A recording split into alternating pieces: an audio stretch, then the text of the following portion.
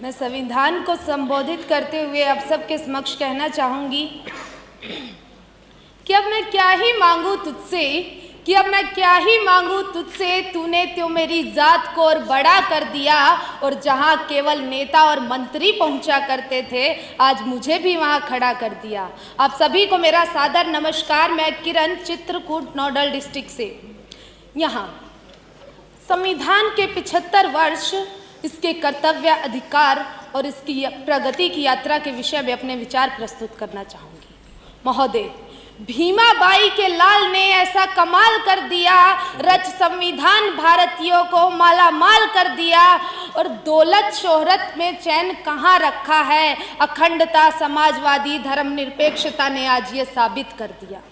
महोदय, डॉक्टर भीमराव अंबेडकर जी कहा करते थे कि संविधान महज वकीलों के लिए एक दस्तावेज नहीं है, यह जीवन के लिए वो महत्व आयाम है, यह सद्गुरु की वह भावना है जो लोगों को जीवन जीने की प्रेरणा देती है। यह ही अगले युग को महायुग बनाने की क्षमता रखती है।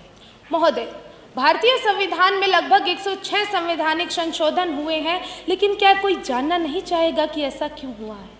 जब सदन में सदस्यों की संख्या बढ़ने के पश्चात मेजें बढ़ा दी जाती हैं, उसी प्रकार देश में आबादी और बौद्धिक क्षमता बढ़ते ही देश के संविधान का स्वरूप व्यापक हो जाता है, लोगों की ज़रूरतें बढ़ने लग जाती हैं।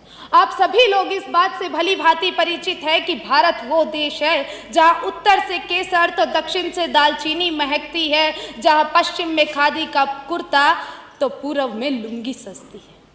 महोदय, मेरे पक्षी मित्रगणों ने, प्रतिभागियों ने आज भारतीय संविधान के विषय में, उसकी संरचना के विषय में आज आप सबके समक्ष सब कुछ रख दिया, उसके अंदर क्या था क्या नहीं था।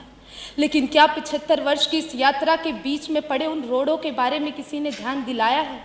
आप सभी लोगों ने अधिकार तो गिनवा दिए, अधिकार लेते वक्त तो आप लोगों का कंठ इतने बाहर आ जाता है, लेकिन जब बात देश में कर्तव्य और जिम्मेदारियों की जाती है तो यही देश का युवा इस प्रकार आंखें मींच लेता है जैसे बिल्ली को देख के कपूर। महोदय, मैं उस समय की बात कर रही हूँ जहाँ आज हम महिलाओं के लिए 33% आरक्षण तो लाना चाहते हैं, किंतु मणिपुर और आरजीकर मेडिकल कॉलेज की घटना को भूल जाते हैं। महोदय, हम देश के युवा चाहे तो क्या नहीं कर सकते। महर्षि विवेकानंद जी कहा करते थे कि अगर देश का युवा खड़ा हो जाए तो देश दौड़ने लगता है, और भारत के पास तो इतनी बड़ी युवा आबादी है। महोदय, मैं आप सभी लोगों से केवल एक ही आह्वान करना चाहूँगी कि देश में जो न्यायिक व्यवस्था इतनी धीमी चल रही है, शायद जो 75 वर्षों में हुआ है ये 50 वर्षों में भी हो सकता है। 5000 करोड़ मामले, निलंबित मामले, जिन्हें न्यायिक सुधार की आवश्यकता है।